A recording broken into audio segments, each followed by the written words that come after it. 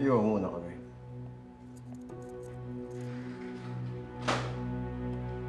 Sige, mapo ka.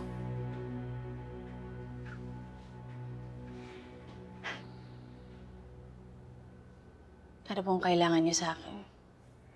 Binasa ko lang yung report tungkol sa nangyari. Lumalabas na makipagsabwatan ka kay Tanggol.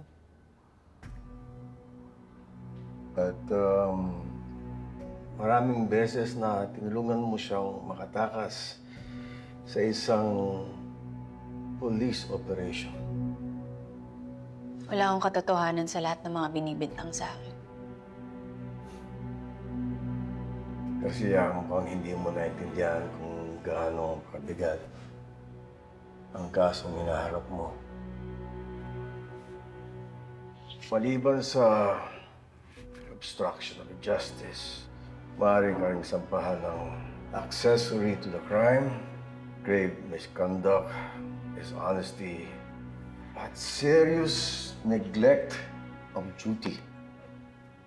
Sa ganyang klaseng patong-patong na kaso, baka hindi ka na makabalik na bilang isang pulis. May posibilidad din na makulong ka ng matagal na panahon. Malinis ho ang konsensya ko, Vice. Ginagawa ko lang kung ang alam kong tama. Ako naman isang maunawain na tao. Maintindihan ko naman kung ikaw ay napaikot at nabola sa lahat ng mga kasinungalingan at tanggol. Maintindihan ko yan. Kaya, pwede kitang matulungan para mabawasan man lang o mapababa yung mga kaso mo. Pero, isa lang naman ang hilingin namin, yung makipagtulungan ka. At kapag nangyari yun, gagawin ko ang lahat para hindi ka maalis bilang pulis at hindi ka makulong. Walang galang na po, pero alam ko yung diskarte mo. Ano man ibig mo sabihin? Ganito yun. Alam ko may pinangakuan ka dati. At hindi mo tinupad.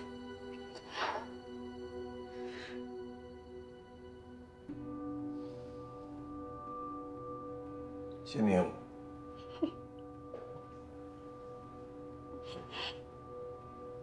Ikaw. Sinong tatay mo? Si Mauro Garcia. Si Mauro talaga. Hindi sa akin nabanggit na mayroon pala siyang anak na pulis. Marami kayong hindi alam sa kanya. Paghihirap niya sa loob ng kulungan. Ginawa yung bagma ng tatay ko.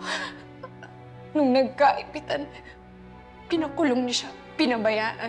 Kung ano man yung nangyari kay Mauro, tatay mo, siya ang may kasalanan mo. Tigilan na po akong natin ang alam sa pagpapanggap. nangyari yan. Tigilan na po natin to. Sinabi sa akin lahat ng tatay ko, lahat ng katiwalian. Matapos mo siyang gamitin, pinapatay mo siya sa mga Red Phoenix. Vice, huwag po kayong mag-aalala. Pinapakako ko sa inyo. Gagawin ko lahat.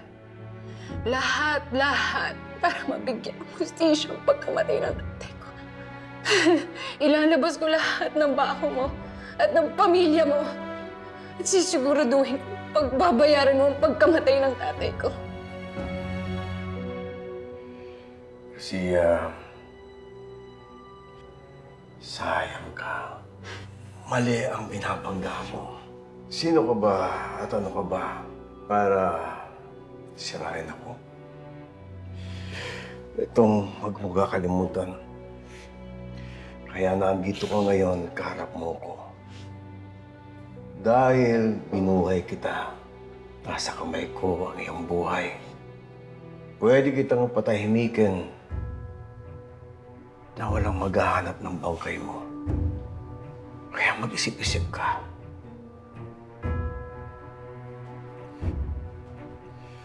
Labas nyo na to.